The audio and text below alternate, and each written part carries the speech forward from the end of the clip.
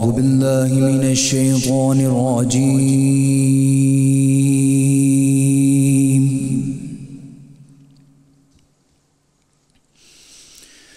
بسم الله الرحمن الرحيم.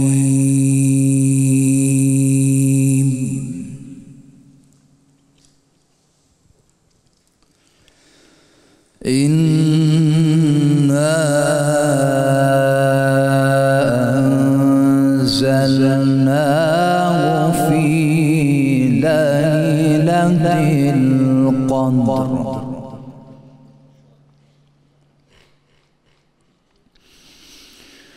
وما أدراك ما ليلة القدر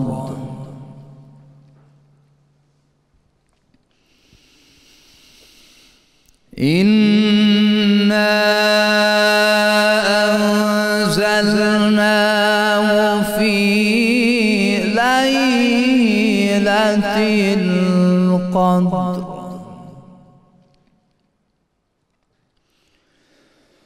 وما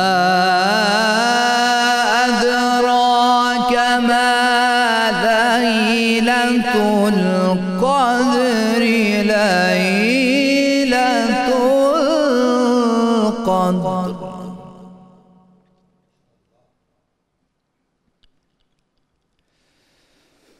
وما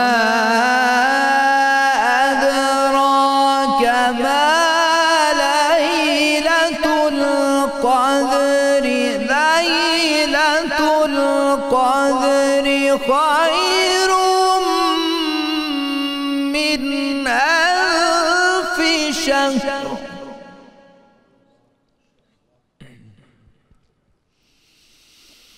تنزل الملائكة والروح فيها بإذن ربهم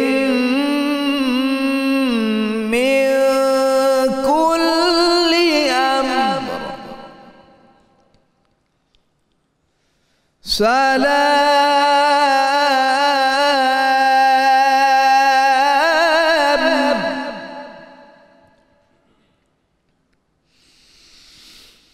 تنزل الملائكة والروح فيها بإذن ربهم من كل أمر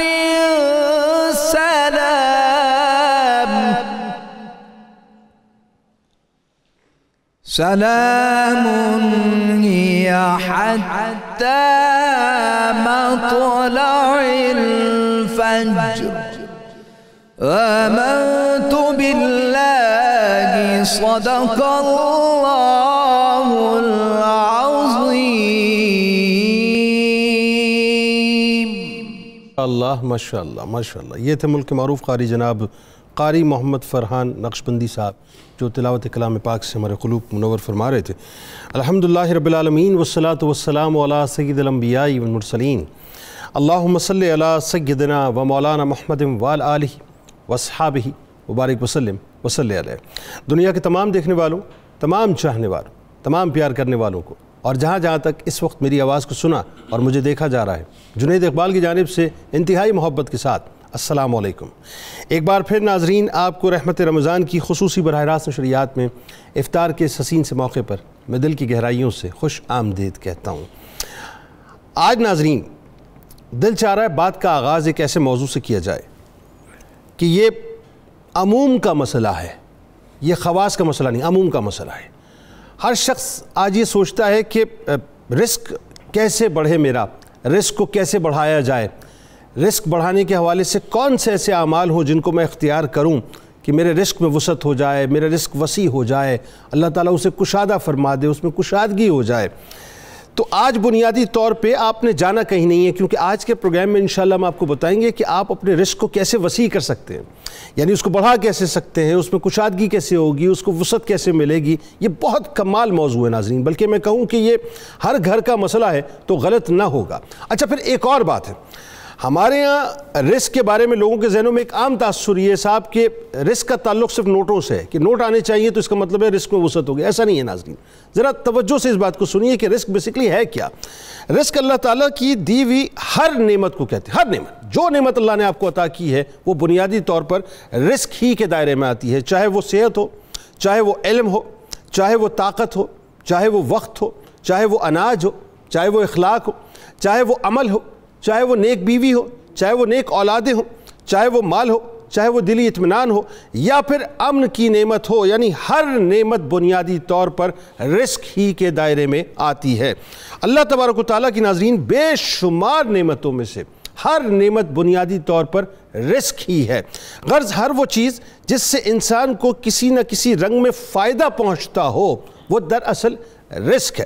اچھا جی, اب یہ میرے رب کا نظام ہے ناظرین کہ اللہ تعالیٰ بعض لوگوں کو کشادہ رزق عطا کرتا ہے اور بعض لوگوں کو رزق میں تنگی فرما دیتا ہے. یعنی بعض لوگوں کے رزق میں اللہ تعالیٰ جو ہے وہ تنگی فرما دیتا ہے اور بعض کے رزق میں انتہائی کشادگی عطا فرماتا ہے, انتہائی اس کو وسیع کر دیتا ہے.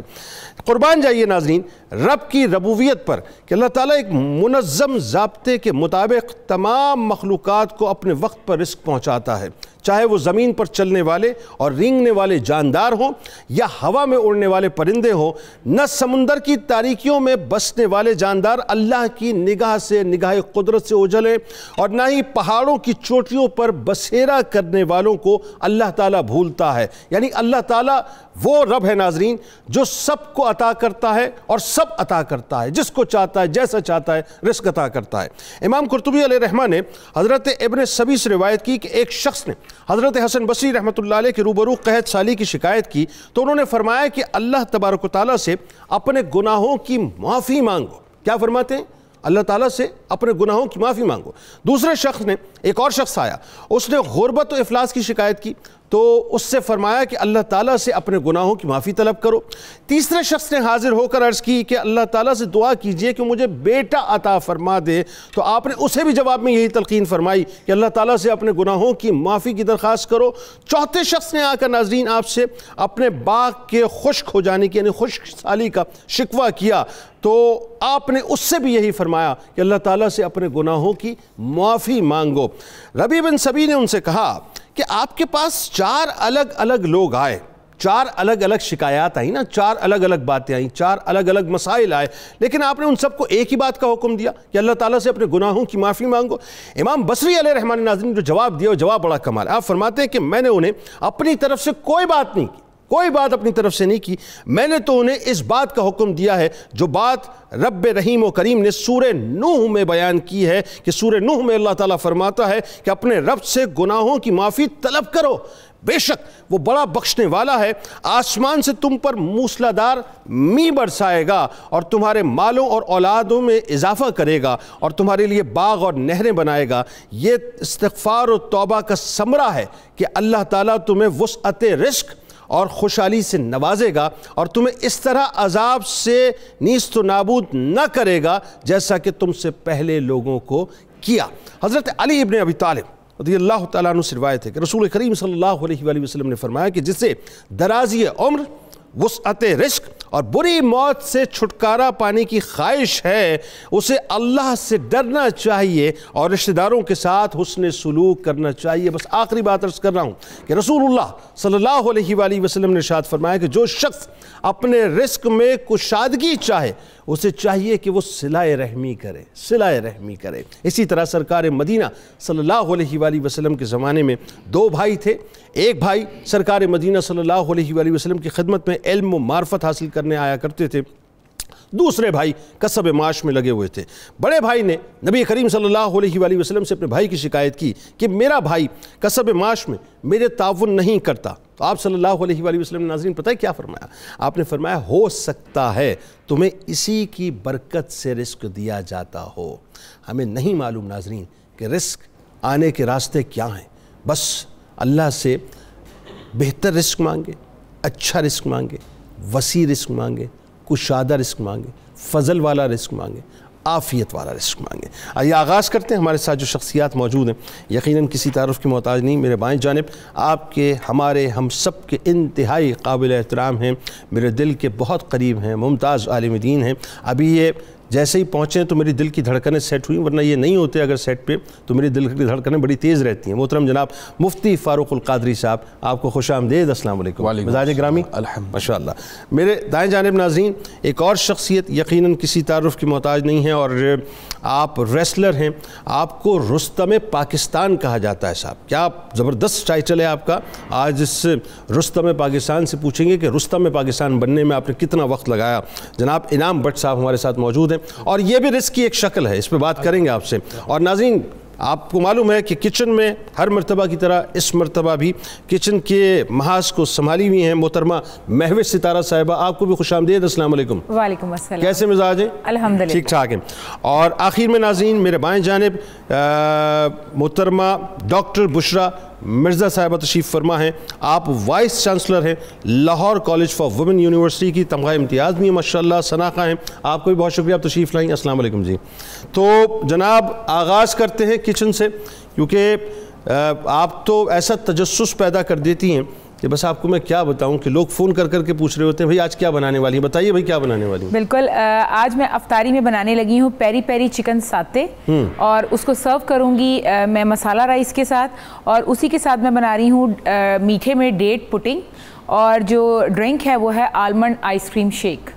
واہ واہ واہ، اب ذرا انگریڈینٹس تو بتائیں اس میں کیا کیا۔ جی بالکل، آلمنڈ آخر میں کیا بتایا آپ نے؟ Ice cream shake. Ice cream shake میں اس کے سنے بغیر کہ اس میں آپ کیا انگریڈینٹس ڈالیں گی، یہ مفتی صاحب لکھوا دیا جائے ان کو ہماری طرف سے نا، جی بالکل ہے نا، یہ لکھوا دیا جائے، الگ کر دیا جائے اس کو جی۔ پیری پیری چکن ساتے میں لیے رہی ہوں چکن سٹرپس ہیں 700 گرام، سکیورز لے رہی ہوں 10 سے 12 عدد، ٹماٹر لے رہی ہوں تقریباً 2 سے 4 عدد، ہرا دھنیا ہے 1 کپ، چکن پاؤڈر ہے 1 کھانے کا چمچ، کالی مرچ ہے 1 کھانے کا چمچ، لہسن پاؤڈر ہے 1 کھانے کا چمچ، مکھن ہے 2 سے 3 کھانے کے چمچ، اوریگینو ہے 1 کھانے کا چمچ، چلی گارلک سوس ہے 1 کپ، سلاد کے پتے ہیں گارنش کے لیے، کھیرا بھی گارنش کے لیے، اور ابلے ہوئے چاول جس کو میں مسالہ رائس بناؤں گی وہ اس کے ساتھ سرو کروں گی۔ سارے جو چکن کو یہ سارے مسالے لگا کر میں نے جو سکیورز ہیں اس کے اوپر فکس کرنا ہے، اور اسی کے ساتھ میں نے کیپسیکم، انین، آپ کوئی سی بھی ویجیٹیبل لے سکتے ہیں، اور لائک ایسے ہے جیسے شاشلک ہم بنائیں گے اور اس کو سرو کریں گے مسالہ رائس کے ساتھ۔ اور جو ہماری سیکنڈ ریسیپی ہے وہ ہے ڈیٹ پٹنگ، اس میں میں لے رہی ہوں کھجوریں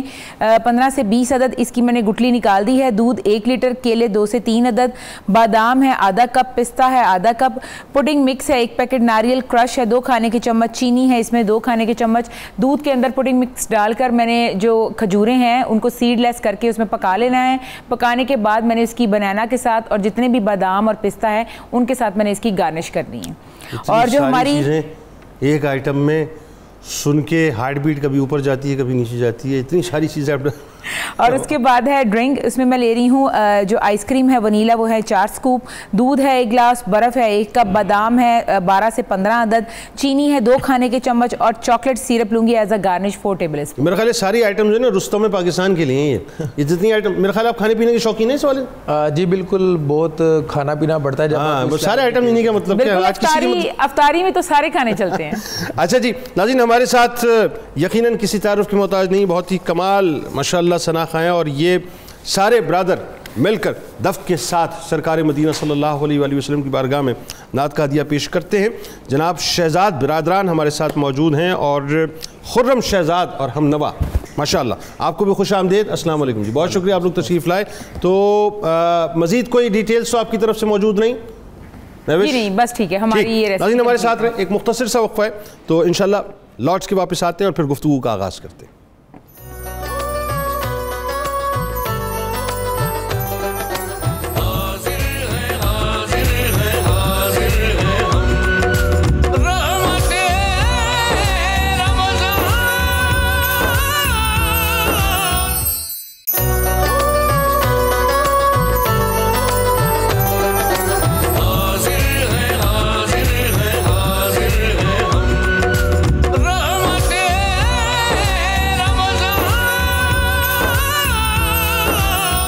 مفتی صاحب بات کا آغاز آپ سے کرتے ہیں۔ آج ظاہر ہے رزق بڑھانے والے اعمال، رزق کے دروازے کھل جائیں، اس حوالے سے قرآن جو ہے وہ بنیادی طور پر کیا اس حوالے سے کہتا ہے کہ رزق کے دروازے کیسے کھولے جا سکتے ہیں؟ بسم اللہ الرحمن الرحیم۔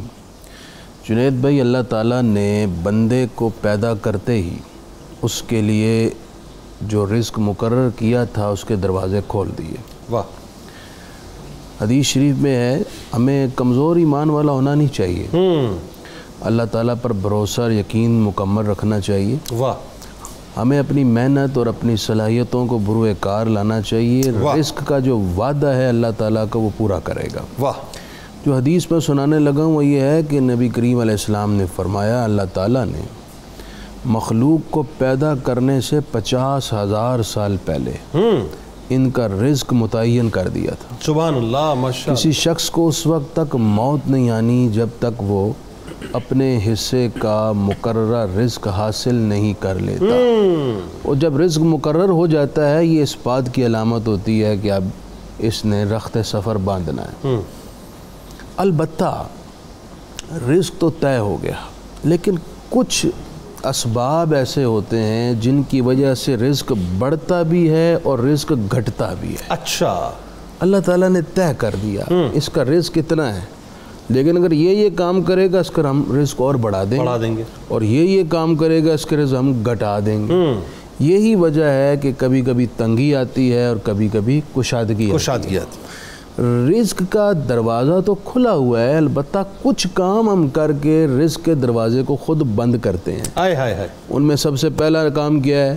نماز نہیں پڑھتے، نماز۔ اور پھر جب رزق تنگ ہوتا ہے تو کہتے ہیں ہم سے پتہ نہیں کون سی غلطی ہو گئی، ہمیں رزق نہیں مل رہا۔ بندہ خدا اپنے آپ سے سوال نہیں کرتا کہ تجھے رب تعالیٰ نے دنیا کی ہر آسائش نعمت بخشی، تو نماز کیوں نہیں پڑھتا؟ نماز نہ پڑھنے سے رزق کا دروازہ بند ہوتا ہے، ماں باپ کی نافرمانی سے بند ہوتا ہے، رشتہ داروں سے قطع تعلق سے بند ہوتا ہے، اور ہر طرح کا گناہ کسی نہ کسی نعمت کی بندش کا باعث ہوتا ہے۔ ایسا ہی اب یہ جو دروازے بند ہو گئے ہیں اس کو کھولنے کا اللہ تعالیٰ نے خود ہی راستہ دکھایا ہے سورہ طلاق کی آیت نمبر 2 اور 3 میں۔ وہ کیا؟ اس کے بارے میں نبی کریم علیہ السلام کی پہلے حدیث سنی ہے اور بڑی غور سے سننے والی بات ہے۔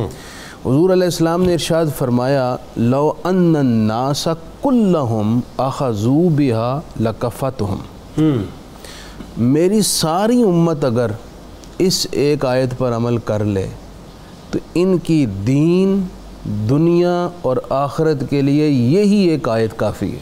سبحان اللہ۔ اس کے سارے معاملات سدھر جائیں گے، سارے دروازے کھل جائیں گے۔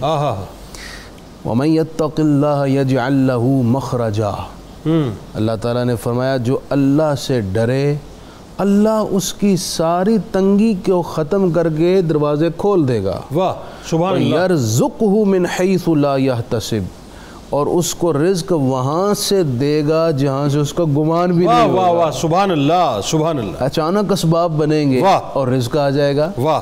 وَمَن يَتَوَكَّلْ عَلَى اللَّهِ فَهُوَ حَسْبُهُ، اور جس نے اللہ پر بھروسہ کیا اللہ اس کے لیے کافی ہے، اس کی بڑی طاقت ہے، کیا بات، وہ اس کو ہر طرح کی نعمت پہنچائے گا۔ ان اللہ بالغ امرہ قد جعل اللہ لکل شیء قدرا، اللہ اپنے حکم کو پہنچنے والا ہے، اپنا حکم نافذ کرنے والا ہے، اس نے ہر شے کو تقدیر میں لکھا ہوا ہے، ہر شے کا اندازہ مقرر کیا ہوا ہے۔ تو اس آیت کریمہ سے بنیادی طور پر جو ہمیں قرآن مجید نے سبق دیا ہے وہ یہ ہے کہ تم اللہ تعالیٰ کے ڈر اور خوف کے سائے میں زندگی گزارو۔ نماز پڑھو اس لیے کہ میرے مالک کا حکم ہے، ماں باپ کی فرما برداری کرو اس لیے کہ میرے مالک کا حکم ہے، بیوی اپنے شوہر کا احترام اس لیے کرے کہ اللہ نے فرمایا ہے، سبحان اللہ، شوہر اپنی بیوی کے حقوق اس لیے پورے کرے کہ اس کے رب کا حکم ہے، زندگی بھی خوشگوار ہو جائے گی، سارے دروازے بھی کشادہ ہو جائیں گے۔ سبحان اللہ، ماشاء اللہ، ماشاء اللہ۔ ڈاکٹر صاحب آپ کی طرف آتے ہیں، آپ ظاہر vice chancellor Lahore college for women university کی، اور ماشاء اللہ اللہ نے آپ کو ایک مقام بھی دیا، آپ تمغہ امتیاز بھی ہیں۔ اچھا اب بات یہ ہے کہ 7 سالہ میرے خیال تقریبات کا آغاز بھی آپ کا ہوا ہے نا یونیورسٹی کا۔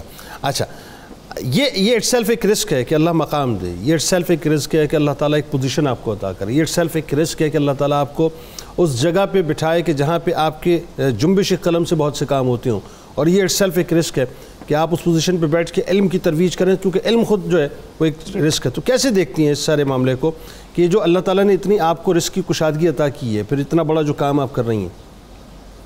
جی بالکل، اللہ تعالیٰ کی بہت مہربانی ہے کہ اللہ میاں اس مقام تک پہنچاتا ہے، اور اس کے ساتھ پھر ایک ذمہ داری بھی ظاہر ہے اسی مناسبت سے بنتی ہے کہ جو اللہ میاں نے پوزیشن آپ کو دی ہے آپ اس کے ساتھ انصاف کریں اور ایسے کام کریں جو کہ آپ کی پوزیشن کے مطابق ہوں، جو کہ انصاف اور عدل پر مبنی ہوں، اور آپ کنٹریبیوٹ کر سکیں، آپ لوگوں کے لیے بہتری کر سکیں. جیسے کہ ایک تعلیمی ادارے کے اندر ایک سربراہ کی حیثیت سے یہی کوشش ہے کہ ہم اپنی بہترین تعلیم اپنی بچیوں کو پہنچا سکیں، بہترین تربیت ان کی کر سکیں، کیونکہ تعلیمی ادارے کا مقصد جو ہے وہ صرف ڈگری دینا نہیں ہے بلکہ تعلیم اور اس کے ساتھ تربیت کرنا ہے. تو میں سمجھتی ہوں کہ اگر ہم کوئی بھی ایجوکیشنل انسٹیٹیوشن یہ کرنے میں کامیاب ہوتی ہے تو اس کا مطلب ہے کہ انہوں نے اپنی ذمہ داریاں پوری کی ہیں. تو اگر ہم اپنے بچوں کی تعلیم و تربیت جو ہے وہ اچھے طریقے سے کریں گے تو میں سمجھتی ہوں کہ یہ ایک صدقہ جاریہ ہوگا، ایک انفرادی حیثیت سے بھی اور اجتماعی طور پر بھی یہ ہم سب کے لیے بڑی اعزاز کی بات ہوگی کہ اگر ہم اپنی بچوں کی تربیت اس طریقے سے کر سکیں جیسے کہ کی جانی چاہیے. ٹھیک، بات آگے بڑھاتے ہیں جناب، اور ہمارے ساتھ اس وقت جو ہیں وہ اپنا رستم پاکستان موجود ہیں. اچھا، یہ جو ریسلنگ کا شوق ہے اور پھر اپنی صحت کو بنانا، صحت بھی اٹ سیلف ظاہر ایک رزق کے اندر شامل ہے. اللہ تعالیٰ اچھی صحت عطا کرتا ہے، اس کا مطلب یہ ہے کہ اللہ تعالیٰ نے آپ کو ایک اچھا رزق عطا کیا ہے. تو اس عطا کردہ نعمت کو کیسے دیکھتے ہیں آپ کہ اللہ نے اتنا مقام دیا کہ آپ ورلڈ چیمپئن بھی بن گئے ماشاءاللہ، 2017 سے لے کے آج تک آپ کنٹینیوسلی ورلڈ چیمپئن بھی ہیں، پھر 2019 میں آپ کو صدارتی ایوارڈ پرائڈ آف پرفارمنس ملا. تو یہ چھوٹی باتیں تو نہیں ہیں، یہ رزق ہی میں شامل ہے نا کہ مال بھی مل گیا، پوزیشن بھی مل گئی، مقام بھی مل گیا، صحت بھی مل گئی، دنیا جانتی ہے. جی بالکل جنید بھائی، الحمدللہ اللہ تعالیٰ کا جتنا شکر ادا کیا جائے اتنا ہی کم ہے. میں سمجھتا ہوں کہ جو آپ کی صحت ہے یہ ایک بہت بڑا فیکٹر ہے، ایک بہت بڑا رزق ہے آپ کے لیے، کیونکہ ہم دیکھتے ہیں کہ بہت سارے امیر لوگ ہوتے ہیں، بہت سارے لینڈ لارڈ لوگ ہوتے ہیں، لیکن وہ دوائی کھانی پڑتی ہے ان کو کسی بھی قسم کی اپنی ڈائٹ لینے سے پہلے، اور اس کے بعد پھر جب اللہ تعالیٰ آپ پر اتنا کرم کرتا ہے کہ آپ اپنی صحت کو تو ٹھیک رکھتے ہیں، آپ کی صحت تو ٹھیک ہے، لیکن آپ اپنے قوم کے لیے، اپنے ملک کے لیے ایک پرائیڈ لے کر آتے ہیں، پاکستان کی ہسٹری بناتے ہیں. تو میں سمجھتا ہوں کہ یہ ایک بہت بڑا ایک اللہ کا خاص کرم ہوتا ہے. اور الحمدللہ اس لیول پر جا کر جب ہم ملک کے لیے کھیلتے ہیں کہ جب کوئی میڈل نہیں آ رہا ہوتا، جب اور اس کے ساتھ ساتھ جب میں وہاں پر پہلی دفعہ جب میں مقابلہ کھیلنے کے لیے گیا تو وہاں پر مجھے اس طرح سے پکارا گیا جیسے کوئی ٹیررسٹ آ گیا کہ جی یہ مطلب ہاں جی یہ مسلمان آ گئے ہیں اور یہ پتہ نہیں کیا اب یہاں پر ہوگا. لیکن اس جگہ پر جب رہ کر ہم نے الحمدللہ وہاں پر بیچ پر نمازیں پڑھیں اور پاکستان کی طرف سے کھیلے اور یہ کے بعد دیگر مقابلے جیتے، تو ان کو سمجھ آیا کہ مسلمان اس طرح کے بھی ہوتے ہیں جو نماز پڑھتے ہیں، مسلمان اس طرح کے بھی ہوتے ہیں جو کسی کو تنگ نہیں کرتے. اور پھر وہی لوگ جب میرے جیتنے پر پاکستان کا پرچم پکڑتے ہیں اور سیلفیز بناتے ہیں، تو میں سمجھتا ہوں کہ یہ اللہ تعالیٰ کا بہت بڑا کرم ہے کہ جب آپ کو صحت ملے اور آپ پھر اس کو اس طرح یوٹیلائز کریں، تو یہ سب سے زیادہ ضروری چیز ہے کہ آپ اپنے ملک کا بھی نام روشن کریں. اچھا، یہ جو ریسلنگ ہم دیکھتے ہیں عموماً ٹی وی پہ، وہ یہ جو اس جگہ کہیں جا کے کھیلنے کا موقع ملا آپ کو؟ نہیں، وہ جو ہم WWE دیکھتے ہیں وہ تو بس ایک آرٹیفیشل ایک فلم ٹائپ ہوتی ہے، وہ پہلے سے بنائی گئی ہوتی ہے. اچھا، یہ وہ ریسلنگ ہے جو ہم نے شاید دنگل مووی میں دیکھی ہو، جو پرانے پہلوان کھیلتے تھے ایک دوسرے کی کمر لگانا، اور اب تو بہت ایڈوانس. یہ اس طرح کی ریسلنگ ہے؟ جی، اس میں کیا ہوتا ہے بتائیے کھیلی جاتی ہے. ہاں، اس میں بتائیے کیا ہوتا ہے. دیکھیں اس میں یہ ہوتا ہے کہ دو پہلوانوں نے مقابلہ کرنا ہوتا ہے آپس میں، ایک دوسرے کی کمر لگانی ہوتی ہے، پھر مختلف طرح سے پوائنٹس ہوتے ہیں. اگر آپ کمر نہیں لگا پاتے تو پھر آپ کو 3 منٹ کا یا 6 منٹ کا جو ٹائم ڈیوریشن ہوتا ہے اس میں جو زیادہ پوائنٹ لیتا ہے وہ ونر ہوتا ہے. اور جو ورلڈ کا میں نے مقابلہ کھیلا تھا اس میں پوری دنیا سے لوگ آئے ہوئے تھے، اور انفارچونیٹلی پاکستان کا کوئی بندہ پاکستان بننے کے بعد سے ورلڈ چیمپئن کا ٹائٹل نہیں جیت سکا. 1910 میں گاما پہلوان جی ہمارے ورلڈ چیمپئن تھے جب برِ صغیر تھا. جی، اور اس کے بعد 2017 میں 107 سال بعد میں نے پاکستان کے لیے تاریخ رقم اور پاکستان کے لیے گولڈ میڈل جیتا، اور 5 مقابلے یہ کے بعد دیگر جیتے. یعنی گاما کے بعد پاکستان نے رستم دیا ہے. جی الحمدللہ. ماشاءاللہ، کیا بات ہے. تو یہ جو انعام اور اکرام ہے اللہ کا، یہ ظاہر ہے یہ پوزیشن بھی ایک رزق ہے نا. تو یہ انعام اور اکرام جب برستا ہے انسان کے اوپر تو اس وقت پھر وہ رستم میں پاکستان کی کیفیت کیا ہوتی ہے؟ جی میں سمجھتا ہوں کہ آپ جس بھی حال میں ہوں آپ کو اللہ کا شکر ادا کرنا چاہیے، اور جب اللہ تعالیٰ اتنی زیادہ آپ پر رحمتیں برسا رہا ہو تو میں سمجھتا ہوں کہ یہ اللہ کا ہی کرم ہے۔ پھر میں یہ سمجھتا ہوں کہ آپ کے اوپر ایک ذمہ داری آ جاتی ہے کہ آپ اس فن کو، ان چیزوں کو آپ آگے پہنچائیں اور صدقہ جاریہ کی طرح کا ایک کام کریں، اور الحمدللہ اس پر بھی ہم کام کر رہے ہیں۔ اپنی ایک ریسلنگ اکیڈمی بنائی ہے جہاں پر 100 کے قریب بچے ہیں جنہیں بالکل فری آف کاسٹ ٹریننگ کروائی جا رہی ہے، اور پاکستان کے لیے مزید تیار کیا جا رہا ہے۔ اور صرف ریسلنگ کی تیاری نہیں کروائی جا رہی، وہاں پر ان کی تربیت کی جا رہی ہے کہ آپ نے نماز بھی پڑھنی ہے، آپ نے ایجوکیشن پر فوکس کرنا ہے۔ تو میں سمجھتا ہوں کہ جب آپ کو اتنی اللہ تعالیٰ کی طرف سے آپ پر نعمتیں ہوں، اتنا آپ پر ایک طرح کا رزق کا نزول ہو، تو آپ کو پھر لوگوں کے لیے آسانیاں پیدا کرنا۔ آگے جا کے میں آپ سے پوچھوں گا کہ ایک نعمت یہ بھی تو ہے نا کہ جب انسان پاکستان کا پرچم لے کے، جب خاص طور پہ پاکستانی جب پاکستان کا پرچم لے کے میدان میں اترتا ہے تو اس نعمت کا جو ادراک انسان کو ہوتا ہے کہ یار میں اس وقت جو پورے پاکستان کو لیڈ کر رہا ہوں، وہ کیفیت کیا، وہ بعد میں بات کرتے ہیں اس پہ۔ لیکن ڈاکٹر صاحب ایک بات بتائیے، جیسے کہ انہوں نے کہا کہ ظاہر ہم اب تربیت کرنا لوگوں کی اور لوگوں کو شعور دینا، آپ کا تو شعبہ ہی یہی ہے، اور یہ میں سمجھتا ہوں کہ آپ ایکچولی اچھا رزق پہنچانے کا ذریعہ بنی ہوئی ہیں بنیادی طور پہ، کہ اگر صحیح علم پہنچ جائے، صحیح تربیت پہنچ جائے تو اس سے بہتر رزق میرا خیال ہے مفتی صاحب ہو نہیں سکتا، کیا خیال ہے؟ تو اس حوالے سے کیا فرمائیں گے کہ ذمہ داریاں بڑی ہیں آپ کے اوپر؟ جی بالکل، میرا خیال یہ ہے کہ بہت بڑی ذمہ داری ہے تعلیمی اداروں کے اوپر کہ وہ بچوں کی تربیت صحیح طریقے سے کریں۔ اس میں اساتذہ کا رول بہت اہم ہے، کیونکہ ان کو ایک رول ماڈل کی طرح، دیکھیں بات کہنے سے سمجھ نہیں آتی، کر کے دکھانے سے سمجھ آتی ہے۔ تو اگر اساتذہ کا کردار ایسا ہوگا کہ وہ ان کو کہے بغیر اسٹوڈنٹس کو وہ کنوے کر سکیں کہ کیریکٹر بلڈنگ کے لیے وہ کام کر سکیں، تو یہ بہت ضروری ہے۔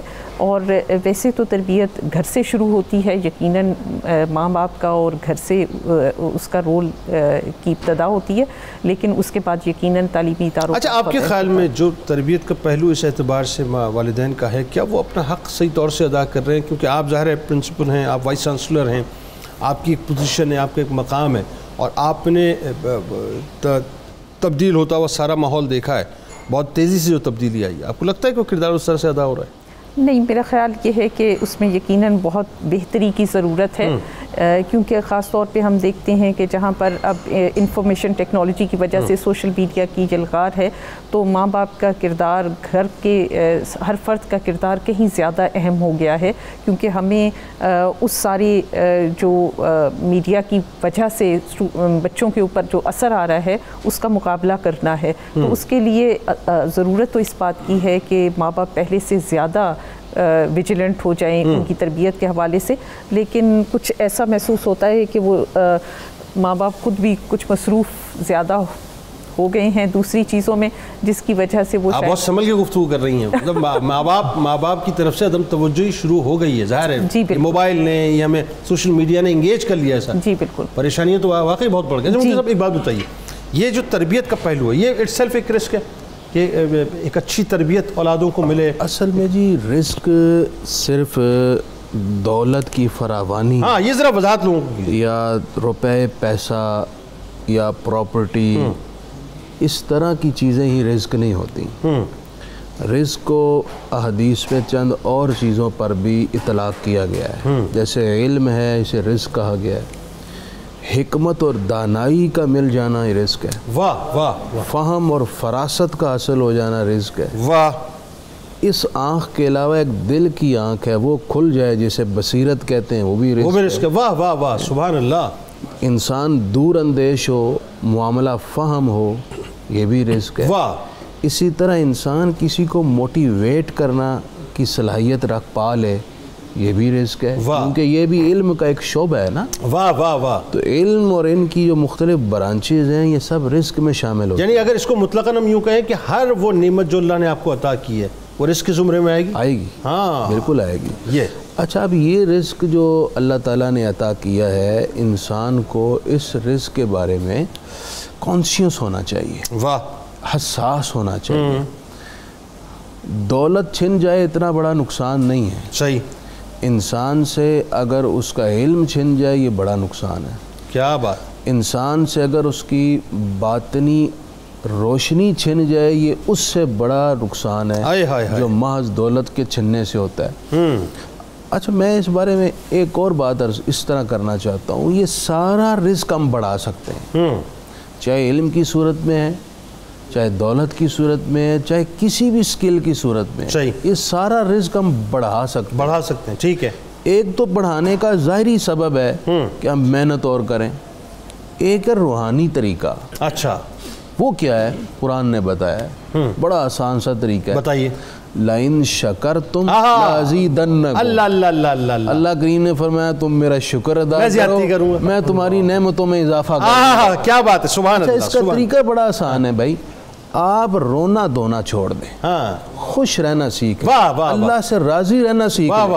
یہ جن لوگوں کی عادت ہوتی ہے نا بار بات پہ روتے ہی رہتے، جناب کیا حال ہے، یہ کہنے کے بجائے کہ اللہ کا شکر کہتا ہے بس یار گزر ہی رہے، یہ بھی ایک طرح کی ناشکری ہے۔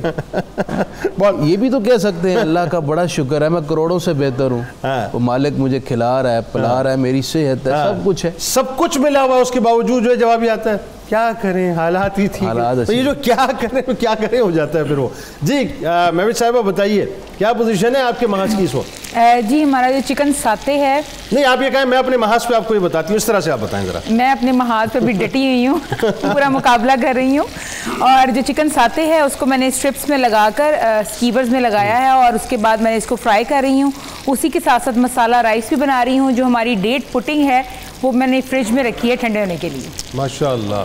تو ابھی اس کے بعد بنے گا date shake, almond ice cream shake بنے گا، اور اس کے بعد میں اس کو سرو کر دوں گی۔ واہ جی واہ، زبردست زبردست، آپ اپنے محاذ پہ ڈٹی رہیں اور ہم اپنے محاذ پہ ڈٹے ہوئے ناظرین، بس ہمارے ساتھ رہیں، اور کچھ لمحوں کے لیے آپ سے جدا ہوتے ہیں اور پھر اس کے بعد لوٹ کے آتے ہیں۔ لیکن یاد رکھیے گا صاحب کہ آج 23ویں شب ہو جائے گی، دوسری تاکرات ہوگی انشاءاللہ، ممکنہ شب قدر ہوگی، اور میں سچی بات یہ ہے کہ مبارکباد پیش کرنا چاہتا ہوں ان تمام لوگوں کو کہ جنہوں نے اپنی نمازوں کا اہتمام کیا ابھی تک، جنہوں نے قرآن پاک کی تلاوت کا اہتمام کیا، جنہوں نے تراویح کا اہتمام کیا، جنہوں نے روز صلاۃ التسبیح کا اہتمام کیا، صدقات و خیرات کا اہتمام کیا، درود کا، استغفار کا اہتمام کیا۔ لیکن ساتھ ساتھ میں دعا گو ہوں ان تمام لوگوں کے لیے جو ابھی تک نہیں کر سکے، لیکن اب ان کو سمجھ لینا چاہیے کہ موقع باقی ہے، دوسرا اٹیمپٹ آج ملنے والا ہے، بڑی رات ہے، ممکنہ شب قدر ہے، اس اٹیمپٹ کو مس مت کیجیے گا۔ بس لوٹ کے واپس آتے ہیں۔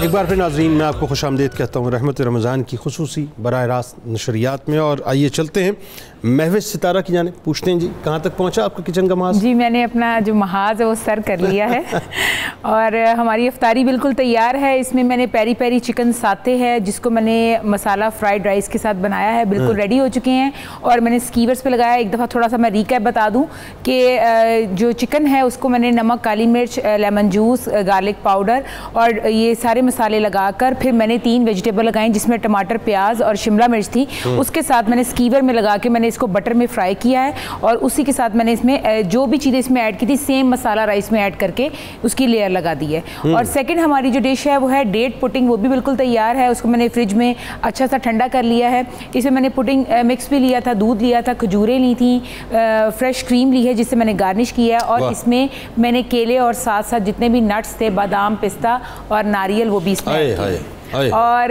دوسری طرف ہمارا آلمنڈ جو ہے شیک وہ بھی بالکل تیار ہے۔ اس میں نے بادام لیے ہیں، اس میں نے آئس کریم لی ہے، ونیلا، اس کے ساتھ دودھ ہے، برف ہے، اور اس کو میں نے اچھے سے بلینڈ کیا اور چاکلیٹ سیرپ کے ساتھ گارنش کر کے میں نے سرو کر دی۔ ہائے ہائے کیا بات، کیا بات ہے جی۔ اچھا جی اب ذرا تھوڑا سا انعام بٹ صاحب، آپ ویسے بھی اللہ کا انعام ہے پاکستان کے لیے، مجھے تو آپ کی جب میں دیکھ رہا تھا یہ ساری چیزیں، مجھے تو افسوس اس بات کا ہو رہا ہے کہ یہ 2017 سے لے کے آج تک آپ کنٹینیوسلی ورلڈ چیمپئن ہیں۔ مطلب گجرانوالہ تو ویسے بھی پہلوانوں کے شہر کہلاتا ہے، لیکن حیرتناک بات یہ ہے کہ مطلب میں آپ کو بتاؤں کہ مجھ جیسے آدمی تک کو نہیں پتہ تھا آپ کے بارے میں. یہ میں اسے کیا کہوں, میرے پاس الفاظ نہیں ہے کہ اتنا بڑا ٹیلنٹ پاکستان کا ناظرین ہمارے پاس موجود ہے. اور آپ دیکھیے کہ کنٹینیوسلی جو شخص ورلڈ چیمپئن چلا آ رہا ہے, یعنی یہ گجرانوالہ کے چیمپئن نہیں ہے, کسی ڈسٹرکٹ اور ضلع کے چیمپئن نہیں ہے, یہ کسی شہر کے چیمپئن نہیں ہے, یہ ایون صرف پاکستان کی چیمپئن نہیں ہے, یہ ورلڈ چیمپئن ہے. ورلڈ چیمپئن کا مطلب وہ پوری دنیا. تو جو پوری دنیا کا چیمپئن ہو 4 سال سے کنٹینیوسلی, اسے ہمیں سر پہ بٹھانا چاہیے. کچھ اس کے کہ بہت سے لوگوں کو پتہ ہی نہیں ہے کہ جی انعام بٹ صاحب کون ہے. اچھا یہ تو ہوئی ایک بات, اس کا تو ظاہر ہے مجھے ایک افسوس تھا, میں نے اس کا اظہار کیا, کیونکہ ہمیں اپنی صلاحیتوں کو لے کے چلنا چاہیے, اور جو ہمارے اچھے فیسز ہیں, سافٹ فیسز ہیں پورے, جو پاکستان کی نمائندگی کر رہے ہیں پوری دنیا میں, ان کو انٹروڈیوس کرانا چاہیے. اچھا ایک بات تو یہ ہو گئی, لیکن اب یہ بتائیے کہ جس وقت آپ پاکستان کا پرچم, ظاہر ہے آپ کے ذہن میں ہوتا ہے نا کہ آپ پاکستان کے پرچم کی نمائندگی کر رہے ہیں, اب میدان میں اتر رہے ہیں, اس وقت کیا کیفیت ہوتی ہے؟ جنید بھائی, سب سے پہلے تو ایک پرچم ہم اپنے جسم پر پہن کے جاتے ہیں, اپنا قومی لباس پہن کے جاتے ہیں, تو وہ پہننا ہی میں سمجھتا ہوں کہ ایک بہت بڑے ایک فخر کی بات ہوتی ہے کہ ہم 22 کروڑ میں سے ہماری سلیکشن ہو گئی ہے. لیکن اس سے بھی زیادہ فخر کی بات میرے لیے اس وقت ہوتی ہے جب ہم کسی بھی ایونٹ میں جاتے ہیں اور وہاں پر جا کر کھیلتے ہیں. فار ایگزامپل, جب میں اپنا اگر زندگی کا پہلا مقابلہ میں کھیلا کامن ویلتھ گیمز, جو کہ 2010 انڈیا میں منعقد ہوئی تھی, اور اس میں 72 ممالک کے کھلاڑی وہاں پر آئے ہوئے تھے, یک کے بعد دیگرے 3-4 ایونٹ میں نے جیتے, اور فائنل کا مقابلہ دلی کی سرزمین پر انڈین کھلاڑی کے ساتھ تھا جو کہ اس ٹائم کا جونیئر ورلڈ چیمپئن تھا. واہ واہ. تو اس کے ساتھ جب مقابلہ ہوا اور الحمدللہ میں نے 9 منٹ تک مقابلہ ہمارا برابر رہا, اور لاسٹ مومنٹ پہ میں نے اسے شکست دی, اور پاکستان زندہ باد. اور واہ واہ واہ واہ, پاکستان زندہ باد, الحمدللہ, واہ واہ, سبحان اللہ. اور اس وقت جو پرچم میں مطلب جب بھی گولڈ میڈل جیتا ہوں تو میں پرچم تھام کے پھر میں اس ارینے کا چکر لگاتا ہوں اور پھر اس کو بچھا کے اور اس کے اوپر سجدہ کرتا ہوں. واہ سبحان اللہ. میں سمجھتا ہوں کہ یہ وہ پرچم ہے جس کو میں الفاظ میں نہیں بیان کر سکتا. یہ الیکٹرانک میڈیا ہائی لائٹ کیوں نہیں کرتا ناظرین؟ یہ فیسز ہائی لائٹ ہم کیوں نہیں کرتے؟ یہ جو بتا رہے ہیں ساری باتیں, یہ اصل پاکستان تو یہ ہے نا ہمارا. تو جس وقت یہ آپ کر رہے ہوتے ہیں تو اس وقت تو فیل تو بڑی آتی ہوگی کہ 22 کروڑ لوگوں کا نمائندہ بن کے اس وقت میں پاکستان کا نمائندہ بن کے کھڑا ہوں. الحمدللہ جی, یہ دیکھیں میں سمجھتا ہوں کہ جب بھی ہم گولڈ میڈل جیتتے ہیں تو پھر جو فیل آتی ہے وہ میں سمجھتا ہوں کہ میرے لیے عید اس دن ہوتی ہے جس دن میں پاکستان کا پرچم بلند کرتا ہوں. کیا اچھی بات ہے مفتی صاحب, کیا اچھی بات ہے, واہ. اور سب سے زیادہ خوشی اس چیز کی ہوتی ہے کہ جب جو سافٹ ٹیم ہے جو پوری دنیا میں جاتا ہے, جس طرح پھر پاکستان جو لوگ اس میدان میں جانتے ہیں کہ پاکستان اس حوالے سے بھی اتنا فیمس ہے, اور الحمدللہ بڑے سارے ممالک ایسے ہیں جو کہ مجھے کہہ رہے ہیں کہ ہم پاکستان آگے ٹریننگ کرنا چاہتے ہیں. واہ. تو میں سمجھتا ہوں کہ یہ وہ ہم پر ایک چیز لازم تھی جو ہم کر رہے ہیں, اور انشاءاللہ اس کو آگے لے کے چلیں گے. نہیں, اس میں تو میرا خیال ہے میں آپ کے, بلکہ آپ یہ بتائیے ٹریننگ کے لیے کوئی آپ کی جگہ وغیرہ کچھ آپ لوگوں نے اس کے لیے کام کیا ہے؟ جی ڈیفینیٹلی, گجرانوالہ میں ہم اپنی مدد آپ کے تحت ایک ریسلنگ اکیڈمی چلا رہے ہیں, انعام بٹ ریسلنگ اکیڈمی کے نام سے. تو بس نہیں, میں تو حکومت وقت سے گزارش کروں گا آپ کے لیے کہ جی ان کے لیے باقاعدہ ان کو سپورٹ کیا جائے. اور یہ انعام بٹ صاحب دیکھیں نا, یہ آج آپ کو اللہ تعالیٰ نے ایک ورلڈ چیمپئن مفتی صاحب دیا ہوا ہے نا. ان کو صرف ان کو کچھ نہیں چاہیے صاحب, اپنی محنتوں سے بنے, بس ان کو سپورٹ کیجئے صاحب, جا کے لوٹ کے واپس آتے ہیں.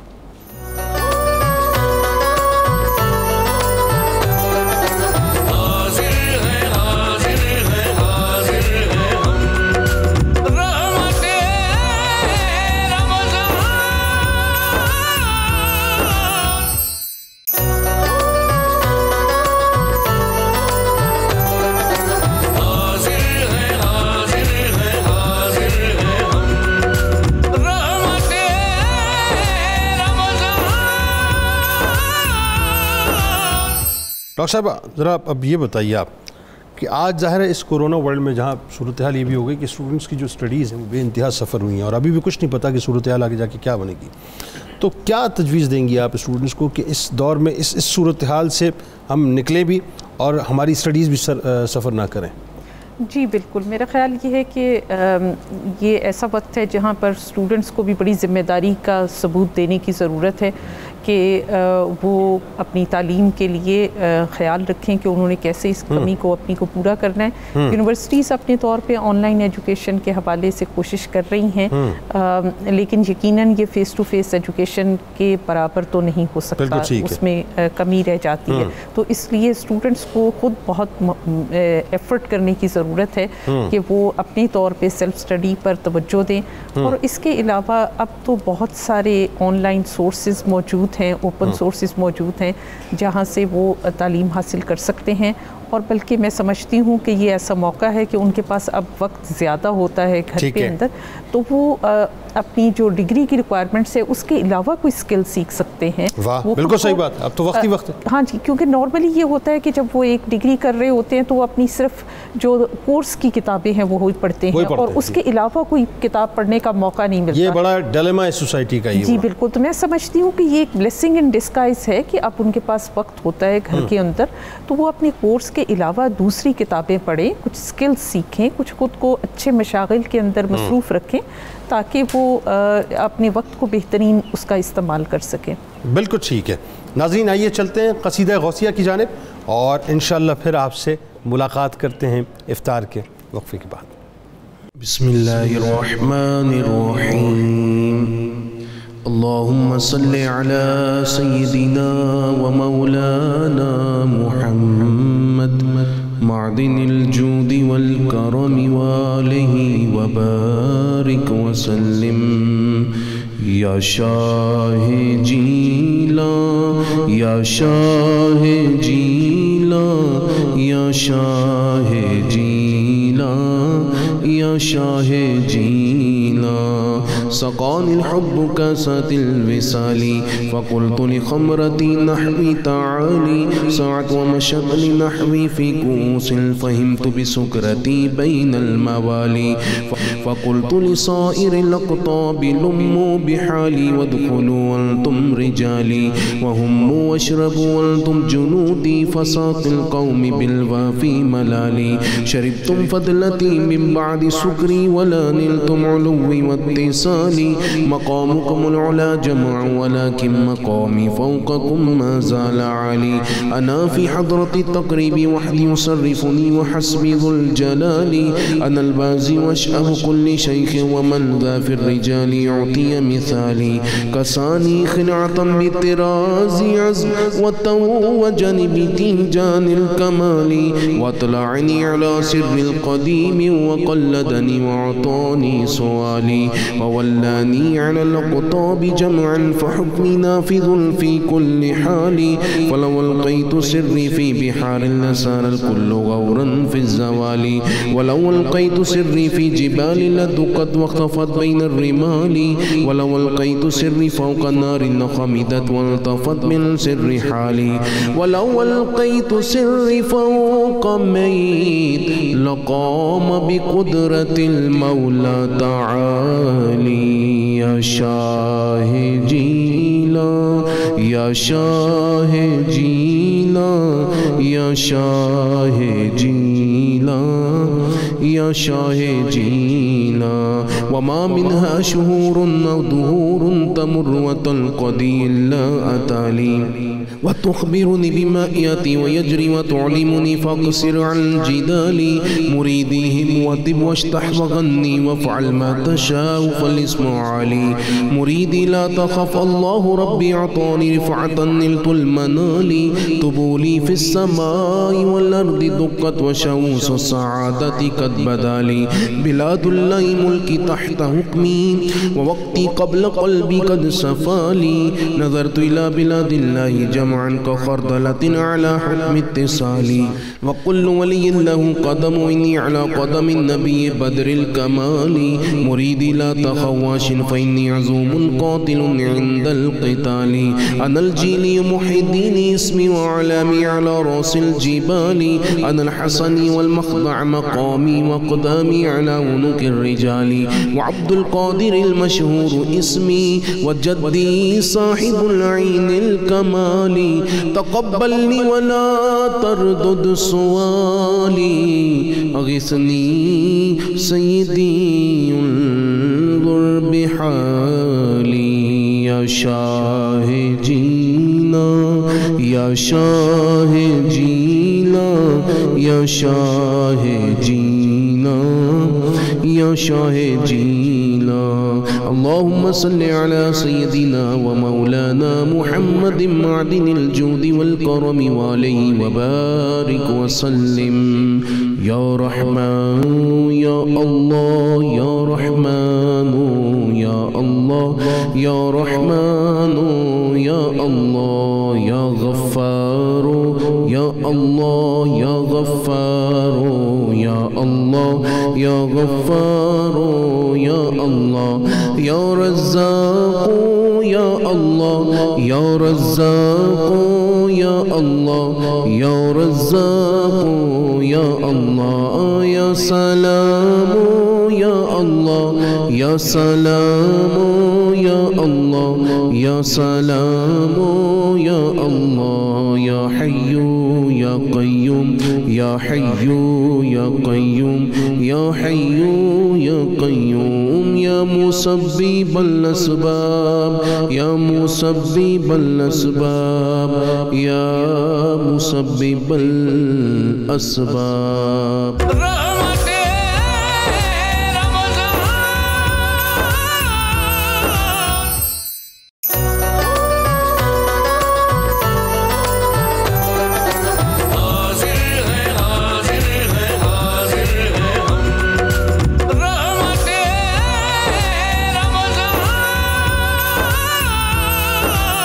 الحمدللہ رب العالمین والصلاة والسلام علی سید الانبیاء والمرسلین۔ ناظرین اکرام، ایک بار پھر آپ کو رحمت رمضان کی خصوصی براہ راست نشریات میں افطار کے موقع پہ خوش آمدید کہتا ہوں، اور ہمارے ساتھ اس وقت جو دو جید علماء اکرام تشریف فرمائے ہیں۔ پہلی شخصیت میرے بائیں جانب آپ کے ہمارے ہم سب کے انتہائی قابل احترام ہیں ممتاز عالم دین محترم جناب مفتی محمد فاروق القادری صاحب، اور میرے دائیں جانب ممتاز عالم دین محترم جناب پروفیسر نصیر قادری صاحب۔ آپ دونوں احباب کو میں خوش آمدید کہتا ہوں، السلام علیکم۔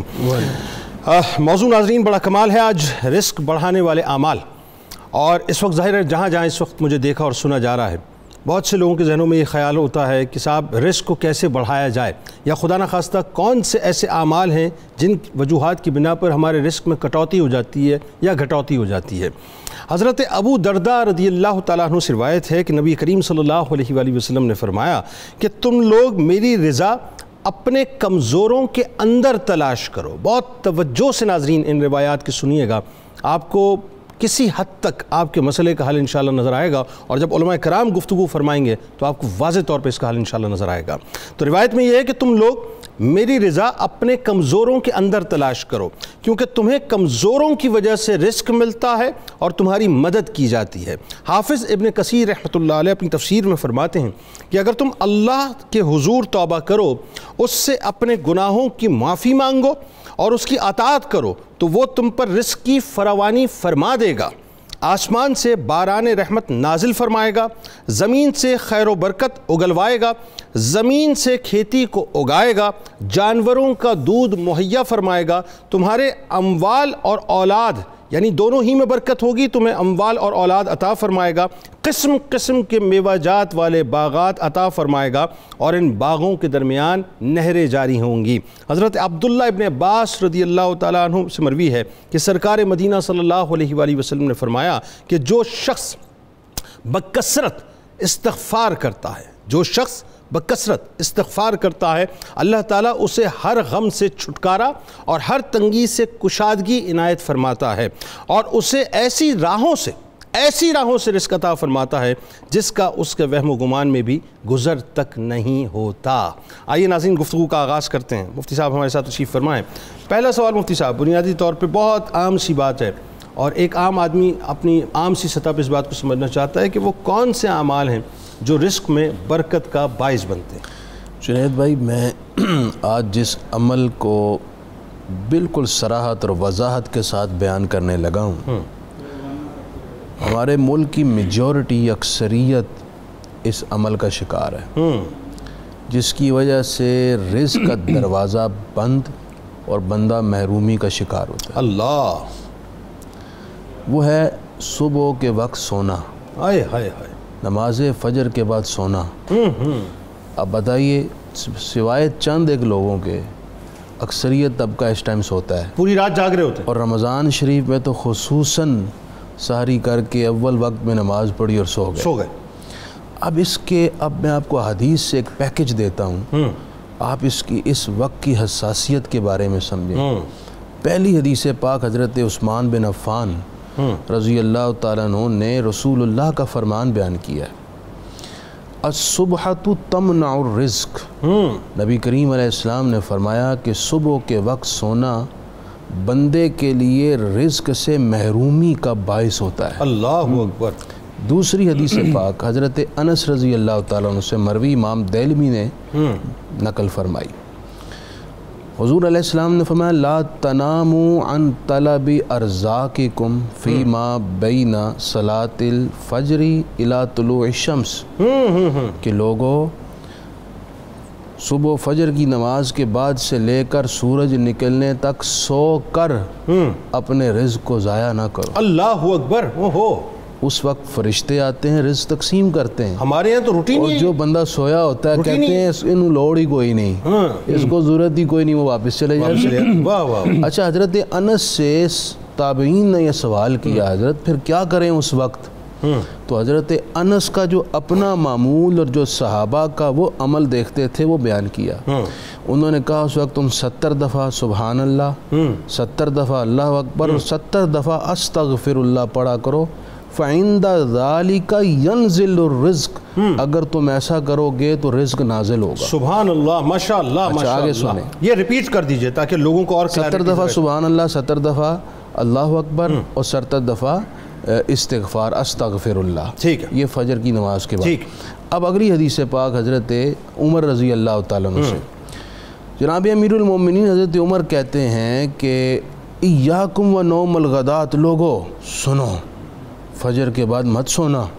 یہ تنبیہ کی اور جلال سے فرمایا، فَإِنَّهَا مَبْخَرَةٌ مَجْفَرَةٌ مَجْعَرَةٌ، فجر کے وقت سونے سے تمہیں 3 نقصان ہوں گے، جسم کے اندر بخار پیدا ہوگا، سستی پیدا ہوگی اور طبیعت تمہاری خشک ہو جائے گی۔ اچھا، یہ حضرت عمر، حضرت علی کا فرمان سنیں، یعنی سائنٹیفکلی بھی بتا دیا ساتھ سائنٹیفکلی۔ اور آج بھی سائنس کہتی ہے کہ اس وقت زمین سے کچھ ایسی ریز نکلتی ہیں جو انسانی باڈی کے لیے بہتر نہیں ہوتی اس وقت سونے کے لیے، سونے والوں کے لیے۔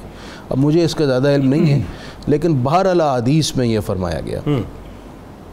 حضرت علی رضی اللہ تعالیٰ عنہ فرماتے ہیں ما عجت الارض کعجیجھا من شیء، فرماتے ہیں حضرت علی کہ 3 چیزیں ایسی ہیں جن سے زمین کو بہت زیادہ تکلیف ہوتی ہے، ان میں سے ایک آپ نے فرمایا صبح کے وقت کا سونا ہے، اس سے زمین پناہ مانگتی ہے کہ بندہ خدا یہ ظلم نہ ڈھاب، یعنی اٹھ جا لیٹا مت رہے۔ اگلی حدیث پاک ام المومنین حضرت سیدہ عائشہ صدیقہ رضی اللہ تعالیٰ عنہ، آپ نے یہ روایت فرمائی، آپ فرماتی ہیں کہ ان کان شیء یقطع الرزق فإن التسبح یقطعہ، اگر کوئی چیز رزق کو روکنے والی ہے تو وہ ہے صبح کے وقت کا سونا، یہ بندے کے رزق کا تسلسل کاٹ دیتی ہے۔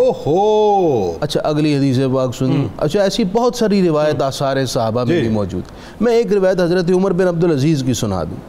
آپ باقاعدہ اپنے گورنرز کو اور مدرسہ کے اساتذہ کو یہ لیٹر بھیجا کرتے تھے کہ ان بچوں کو تلقین کریں فجر کے وقت نہ سوئیں، فجر کے وقت، اس لیے کہ اس وقت کا سونا ان کی طبیعت میں غفلت اور لاپرواہی کو پیدا کرتا ہے۔ یہ ہمارے بڑوں نے ہمیں بتایا ہوا۔ بالکل ٹھیک۔ اچھا اب میں اس سارے کو خلاصہ کلام یہ کیا عرض کرنا چاہوں گا، اگر کوئی عذر اور مجبوری نہیں ہے ٹھیک ہے تو اس وقت نہیں سونا چاہیے، ٹھیک ہے۔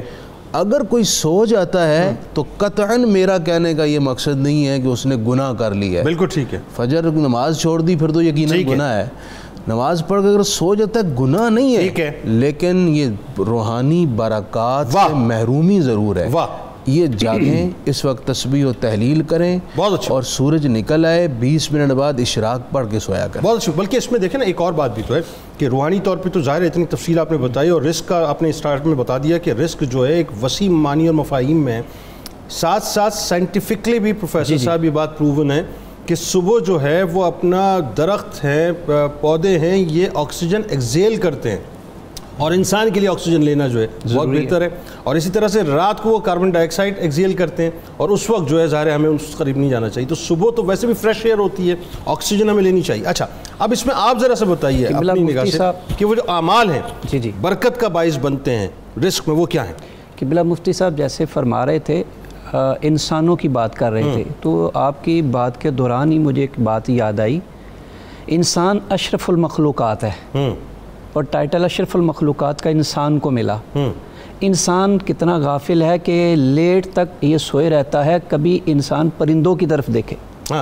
صبح وہ نکلتے ہیں خوراک کے لیے اور شام کو واپس آتے ہیں. اللہ ان کو غذا بھی عطا کرتا ہے, اناج بھی عطا کرتا ہے. ایسا ہی ہے.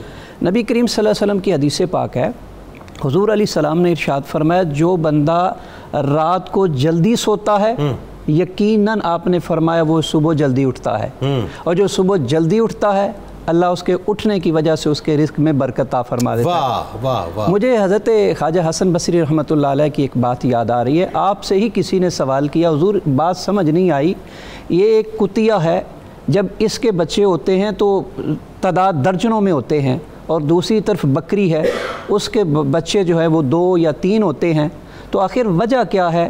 مارکیٹ میں باہر ادھر ادھر ہمیں کتے اتنے نظر نہیں آتے جتنے کی بکریاں ریوڑ, اور بالخصوص پھر جناب عید قربان پہ دیکھے جتنے ڈیلی بیسس پہ تعداد کٹ رہی ہوتی ہے. تو اس کی وجہ کیا ہے؟ قبلہ جنید صاحب جو حضرت خواجہ حسن بصری نے جواب دیا, فرمانے لگے اس کی وجہ یہ ہے کہ کتے کا کام یہ ہے, کتیا کا کام یہ ہے کہ وہ ساری رات جو ہے وہ جاگتی رہتی ہے, اور جب تہجد اور اللہ کی نزول رحمت کا وقت آتا ہے وہ سو جاتی ہے اور وہ برکت سے محروم ہو جاتی ہے. جبکہ بکری کا کام کیا ہے؟ وہ جلدی سو جاتی ہے اور اللہ کے جب نزول رحمت کا وقت سحری کا ہوتا ہے, تہجد کا ہوتا ہے, وہ اٹھ جاتی ہے, اس لیے اللہ پاک وہاں برکت عطا فرما دیتا ہے. کیا بات ہے, واہ. اور پھر دوسری اس میں بات قبلہ یہ ہے, میں نبی صوفیاء نے جو بات کہی وہ آج ہمارے معاشرے میں بالکل دور ہو چکی ہے. میں آپ کے ذریعے لیٹسٹ بات کرنا اس حوالے سے چاہوں گا. صوفیہ کہتے ہیں کہ جس گھر میں آٹا گوندا جائے اور آٹے کی خوشبو آئے گوندنے کی, اس کے گوندنے کی وجہ سے اس گھر کے رزق میں اللہ تعالیٰ برکت عطا فرماتا ہے. واہ واہ واہ واہ, کیا اچھی بات. پھر اور صوفیہ نے اگلی بات کہی. صوفیہ کہتے ہیں جس گھر میں روٹی پکانے کے لیے آگ جلائی جائے, حالانکہ آگ جلانا کوئی اور معنی ہے, مگر کس کے لیے جلائی جا رہی ہے؟ روٹی پکانے کے لیے آگ جلائی جا رہی ہے, تو اس آگ کی جو خوشبو روٹی کی وجہ سے پیدا ہوتی ہے اللہ اس کی وجہ سے بھی گھر میں برکت عطا فرما دیتا ہے. اب ہمارا حال کیا ہے؟ ہم جناب کوئی مہمان آئے تو نہ تو گھر میں آٹا گوندنا پسند کرتے ہیں, نہ گھر میں آگ جلانا پسند کرتے ہیں. ہم باہر سے شاپر لے آتے ہیں, ساری کی ساری برکت تو ہم نے گھر سے باہر نکال کے باہر تندوروں والوں کو دے دی. بلکہ اب تو یہ ہو گیا کہ جی فون کیا جائے, وہ آرڈر کر دیں, آن لائن جو ہے گھر پہ کھانا آ جاتا ہے. کیا پیزا اور کیا چیزیں, کیا سینڈوچز, سب کچھ آ جاتا ہے, سارا جنک فوڈ آ جاتا ہے. تو دیکھیں نا اس کا مطلب کیا ہوا, یہ اللہ تعالیٰ ہمیں رزق دے رہا ہے, وہ برکتیں دے رہا ہے. یہ برکت کے طریقوں نے کو ہم نے اپنے آپ سے بالکل دور کیا ہے خود. اور تیسری اس میں بات یہ ہے, اس وقت انفرادی طور پر یا اجتماعی طور پر, انفرادی طور پر ہر انسان اپنے گھر کو دیکھے, اجتماعی طور پر ریاست ہے, کنٹری ہے, ملک ہے, اس کو دیکھے. پوری دنیا میں, میں اپنے ملک کی وطن کی بات نہیں کرتا, پوری دنیا میں اس وقت 2 مسائل ہیں اور ہر مسئلے کے اندر ہر انسان پھنسا ہوا ہے. پہلا مسئلہ کیا ہے؟ پہلا مسئلہ ہے رزق کا, جس کو معیشت کہتے ہیں, اور دوسرا مسئلہ ہے امن کا.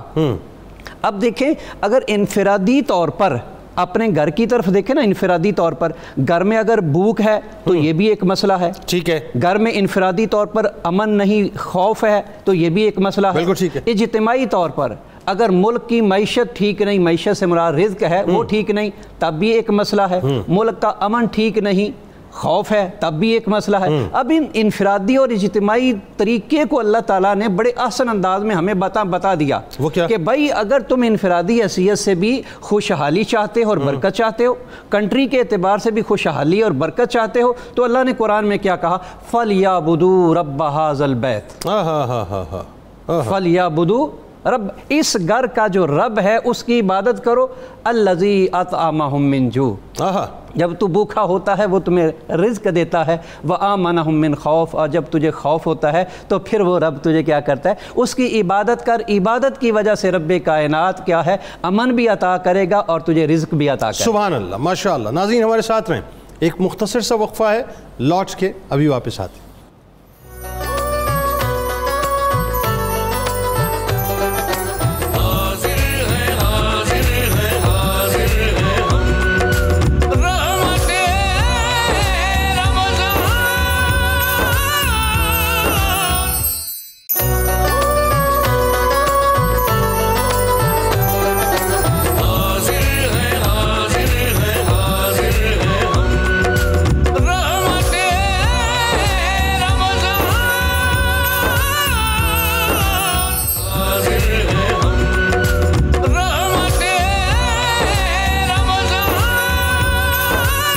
फिर नाज़रीन मैं आपको खुशामदीद कहता हूँ। रहमत रमज़ान की खुसूसी बराह रास्त नशरियात से इफ्तार का मौका है और जय्यद उलमा कराम मौजूद हैं। और आज का मौजू बहुत अहम नाज़रीन, बल्कि ये कहूँ कि हर एक से मुताबिकत रखता है और हर एक के लिए इंतहाई टची मौजू है, क्योंकि हर शख्स ये समझना चाहता है कि हम अपने रिस्क में इजाफा कैसे करें। और मैंने आपको बताया कि रिस्क बड़े ही वसी मानी और मफाहिम में है, इसको सिर्फ दौलत तक महदूद मत रखिएगा, जैसे कि मुफ्ती साहब ने इब्तिदा में बताया था।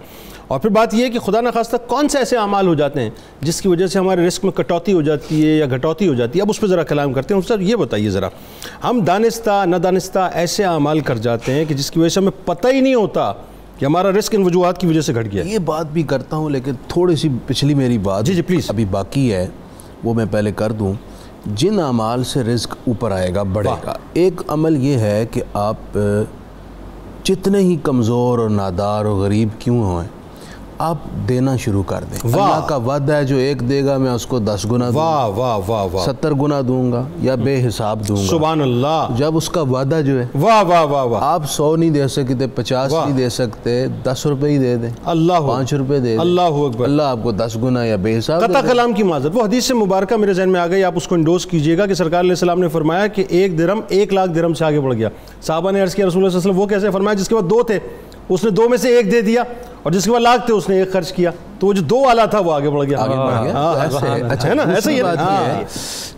कुरान पाक में अल्लाह ताला ने एक और अमल बताया। उमूमी तौर पर हमारा मुआशरती रवैया ये है, पहले बच्चा सेट हो जाए, घर नया बना लें, उसका बिजनेस हो जाए, उसकी जॉब हो जाए, फिर निकाह करेंगे ताकि घर सही चले। कुरान कुछ और कहता है। क्या कुरान कहता है? इन यकूनू फुकरा युगनिहिमुल्लाहु मिन फदलिही, माशाअल्लाह, निकाह कर लो, अगर तुम फकीर और गरीब ही क्यों ना हुए, मैं अपने फजल से तुम्हें रिस्क दे दूं। सुभान अल्लाह, क्या बात। हज़रत सिद्दीक़ अकबर की हदीस है, इल्तमिसुर रिज़्क़ फ़िन निकाह, लोगों निकाह में रिस्क तलाश करो, अल्लाह ने रिस्क निकाह में रखा हुआ। सुभान अल्लाह। तीसरी बात, जो रिस्क की तंगी का शिकार है ना, वो अपनी खाला के पास जाया करे, वाह, फुफी के पास जाया, अच्छी बात, अच्छी चाची के पास जाया करे, अपने रिश्तेदारों के पास बैठा करे, उनको खुश रखा करे, उनकी इज़्ज़त एहतराम करे। हुजूर ने फरमाया, मन अहब्बा युबसत लहू फी रिज़्क़िही, जो ये चाहता है कि उसका रिस्क कुशादा हो जाए, उसकी उम्र बढ़ जाए, वो अपने रिश्तेदारों के साथ सिला रहमी करे, उनके पास आया जाया करे।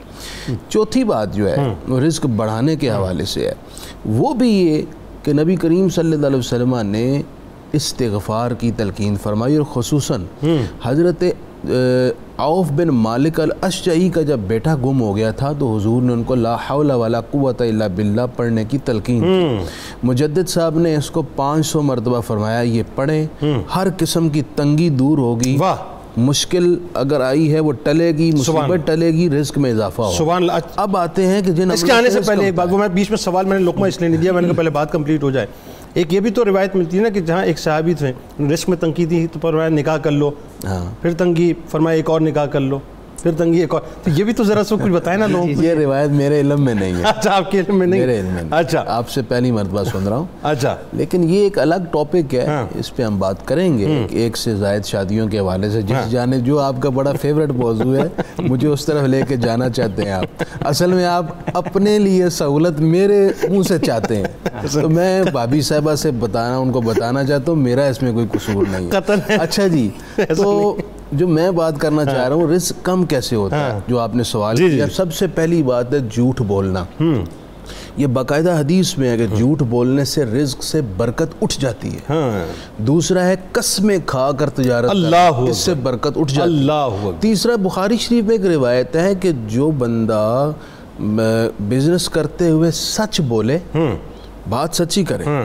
نمبر 2 اپنی پروڈکٹ کے بارے میں صحیح وضاحت کرے. کیا اچھی بات ہے. اللہ اس کے رزق میں برکت دے دے گا. کیا اچھی بات. اب تاجر چاہتا ہے میں جھوٹ بھی بولوں، ناقص کوالٹی کو اعلیٰ کوالٹی اپنے لفظوں میں بنا کر پیش کروں، کہوں کچھ اور ہو کچھ.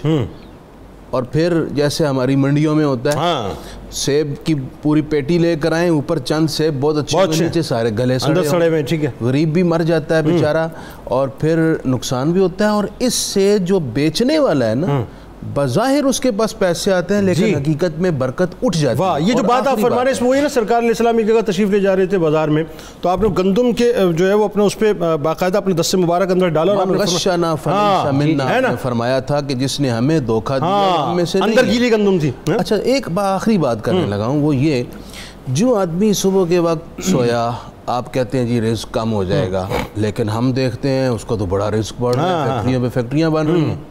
آپ کہتے ہیں جو جھوٹ بول کر بزنس کرے گا اس سے برکت اٹھ جاتی ہے، اس کا تو کاروبار اس کو لوگ کہہ رہے ہیں کیا کمال سیلز مین ہے. آپ کہتے ہیں جی کہ قسمیں کھانے سے برکت، جو قسمیں کھا کھا کے بیلتا ہے تو اس کا تو رزق بڑھ رہا ہے.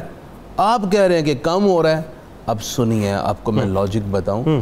ہم رزق کی برکت کو یہ سمجھتے ہیں کہ اس کی کوانٹٹی بڑھ گئی ہے، کہ اگر 1 لاکھ تھا تو 2 لاکھ کما لی. یہ رزق کی برکت نہیں ہے. رزق کی برکت یہ ہے کہ جو آپ نے کمایا ہے اللہ آپ کی زندگی میں سکون دے اور وہ پورا ہو جائے. آپ لاکھوں کمائیں، بچے بھی بیمار، خود بھی بیمار، ادھر اجڑ گیا ادھر اجڑ گیا، کسی کے کام برباد ہو گیا. یہ کیسا برکت. بالکل ٹھیک ہے، بات آگے بڑھاتے ہیں. اس میں ایک چیز اور برکت کے حوالے سے، پھر اس کے بعد آپ بھی یہی سوال آپ سے کہ جو اعمال رزق میں کمی کا باعث بنتے ہیں، کٹوتی کا باعث بنتے ہیں، لیکن اس سے پہلے دسترخوان بچھا کر کھانا، گرا ہوا لقمہ اٹھا کے کھا لینا، یہ چھوٹی چھوٹی چیزیں ہیں نا، وہ باوضو رہنا، مطلب یہ طہارت کا خیال رکھنا، یہ بھی تو رزق میں اضافے کا باعث ہے. میں یہی بات کرنا چاہوں گا.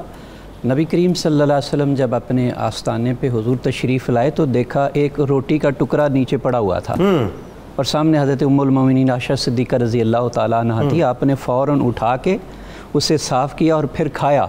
اور حضور صلی اللہ علیہ وسلم نے کیا فرمایا یہ احترام والی چیزیں ہیں، یہ روٹی احترام والی ہے، اگر اس کا احترام نہیں نہ کریں گے اللہ پھر چھین لیتا ہے، پھر واپس نہیں لوٹائی جاتی. یعنی یہ ہماری تلقین، ہماری تعلیم کے لیے، امت کی تعلیم کے لیے، امت کی تلقین ہے. اور حضور کا تو ہر کام ہی امت کے لیے. پھر اسی طرح جناب جنید صاحب دیکھیں، یہ ہمارے گھروں میں یہ جو جالے لگے ہوتے ہیں، میں اس طرف آنا چاہ رہا ہوں، ہمارے یہ بے برکتی ہے، اس کی صفائی کریں، بہت خیال نہیں کرتے. جالوں کی وجہ سے بھی برکت اٹھ جاتی ہے. اچھا، پرانے وقتوں میں عورتیں یہ کرتی تھیں، جی باقاعدہ بہوؤں کو ٹوکتی تھیں کہ بیٹا یہ کونے کیوں. اب تو جالے لگے، پرواہ نہیں ہوتی. جی بالکل، جالے لگے ہوئے، اس کو دیکھیں، جالے لگے، ان کو اتاریں، اس کی وجہ سے برکت چلی جاتی ہے. بالخصوص پھر میں نے صوفیاء کے معاملات کو پڑھا ہے، وہ کہتے ہیں اپنے واش روم کی صفائی کا خیال رکھیں. گندگی کی وجہ سے بھی اللہ تعالیٰ رزق کو انسان سے دور کر دیتا ہے. بات آپ کر رہے ہیں. پھر ارشاد فرماتے ہیں جو ہی آپ اپنے گھر میں داخل ہوں تو بسم اللہ الرحمن الرحیم پڑھیں. اس بسم اللہ کی وجہ سے اللہ تعالیٰ گھر میں برکت عطا فرماتا ہے. اچھا، اس سے بسم اللہ پڑھیں اور ساتھ ساتھ پھر وہ میرا خیال ہے سورہ اخلاص بھی پڑھیں اور سلام بھی کریں. اب دیکھیں نبی کریم صلی اللہ علیہ وسلم نے کتنی خوبصورت فرمایا. آپ نے فرمایا کل امر ذی بال لم یبدا ببسم اللہ، ہر وہ کام جس کی ابتدا اللہ اس کے رسول کے نام کے ساتھ کی جائے اللہ اس میں برکت عطا فرما دیتا ہے، اور ہر وہ کام جس کی ابتدا اللہ اور اس کے رسول کے نام سے نہ کی جائے اللہ اس میں برکت اٹھا لیتا ہے. ایک بات اور بتائیے. اب اس میں میں آپ کی طرف آتا ہوں. اب اس میں ہم صبح سے لے کے شام تک کام تو کر رہے ہوتے ہیں، آنکھ بند کی ہے، طاقت لگا رہے ہیں، زور لگا رہے ہیں، مگر یہ نہیں دیکھ رہے بیسیکلی جو چیز بسم اللہ ہے وہ دور کر دیا ہے. اگر وہ کریں گے تو زیادہ محنت نہیں کرنی پڑے گی، اللہ براہ راست برکت عطا فرمائے گا. جیسے گھر میں داخل ہوئے، دائیں قدم لے کے ہم داخل ہوئے، یا بائیں قدم لے کے داخل، دائیں قدم لے کے نا، اور جب گھر سے نکلیں گے تو کون سا قدم باہر نکالیں گے؟ بائیں نکالیں گے. یہ بھی اچھا، یہ بھی برکت کا باعث ہے. برکت کا باعث. داخل ہوتے ہی السلام علیکم ورحمۃ اللہ وبرکاتہ، چاہے کوئی موجود ہو کہ نہ ہو، کوئی موجود ہو یا نہ موجود ہو، السلام علیکم، درود شریف پڑھے، فاتحہ شریف پڑھے، السلام علیکم ورحمۃ اللہ. اچھا، اب اس میں ایک اور گھر سے چونکہ ریلیٹڈ ایک بات ہے، یہ عموماً کہا جاتا ہے کہ رات کو مغرب کے وقت جب جھاڑو لگا دی جائے تو برکت چلی جاتی ہے گھر سے. जी जी जी बिल्कुल ये सोच सही है? अच्छा सोच ये वैसे इसका कोई मसला नहीं है, इस्लाम से इसका कोई कंसेप्ट है ना, मैं वही यहाँ से शरीयत के बारे में बताइए। कोई मसला नहीं कि रात को झाड़ू लगाया जाए, नहीं इस शरी कोई मसला नहीं। वैसे खवातीन पुराने दौर में ना इसकी एहतियात करती थी, वरना आप देखें ना अक्सर कोई मसला शरीयत में तो ऐसी बात नहीं, कोई शरीयत में ऐसा कोई मसला। रात को नाखून काट लिए तो बरकत उड़ जाएगी ना, हाँ अलबत्ता ये ज़रूर है नाखून अगर काटने हैं, इसको देखें मैं नाखून से पहले कहता हूँ ये कंघी जो करते हैं, अगर आप खड़े होके कंघी करते हैं इसकी वजह से भी बरकत उठाई जाती है। अच्छा जी, खड़े होके कंघी करने से भी बरकत उठा दी जाती है, और हमें पता ही नहीं, हम हर रोज शीशे के आगे खड़े बशमूल सब सर बशमूल मेरे, मैं तो करता ही हूँ, मुझे पहली मर्तबा ये बात पता चली है, कंघी खड़े होके करने से बरकत चली जाती है। अच्छा ये तो मैंने पढ़ा है कि जब आप शलवार वगैरह पहने, पजामा पहने तो बैठ के पहने, उसमें एक हदीस मुबारक में पढ़ा था जिसका मफहूम ये था कि खुदा ना खास्ता ऐसी बीमारी हो जाती है जिसका हमें इदराक नहीं होता, इंतहाई सीवियर, तो बैठ के पजामा या शलवार पहननी चाहिए। जी बिल्कुल। लेकिन ये जो खड़े होकर कंघी करने की आप बात करें तो बिल्कुल खड़े होकर कंघी, देखिए ये सूफिया ने जो ये चीज़ें बयान की है, ये मैं भी पहली मर्तबा ये सूफिया ने जो चीज़ें बयान की है उसके अंदर माना है। अब नाखून काटने की आप जो शाम को बात कर रहे हैं वो बिलखुसूस ये है कि रात को जुमेरात की शब जो है दरमियानी, वहाँ फिर जो नाखून काटे जाए, और बेमाना ऐसे जब इंसान नाखून अपने काट के सहन में घर में पड़े रहते हैं उसकी वजह से भी घर के अंदर से बरकत जो है वो आप दोनों, अब आपका बहुत शुक्रिया, वक्त बहुत कम है और गौहर हमारे साथ मौजूद हैं, राना गौहर माशाल्लाह बहुत कमाल नात ख़ाएं, मारूफ नात ख़ाएं, उनको मैं खुशामदीद भी कहता हूँ। और आइए जनाब चलते हैं गौहर की जानिब, मुझे इजाज़त दीजिए, रात सहरी में ज़िंदगी रही तो इंशाल्लाह मुलाकात होगी इस दुआ, इस उम्मीद, इस यकीन के साथ कि अल्लाह ताला आपका हमारा हम सब का हामी नासिर हो।